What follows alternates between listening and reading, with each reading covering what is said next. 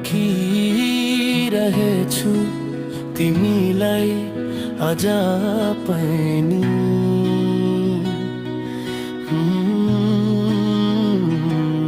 चिसो यो हावामा तिम्रै याद आउँछ नि। हिहो जस्तो लाग्छ तिम्रो त्यो हाँसो, आजसम्म सुनिरहेछु म त्यही आवाज हो।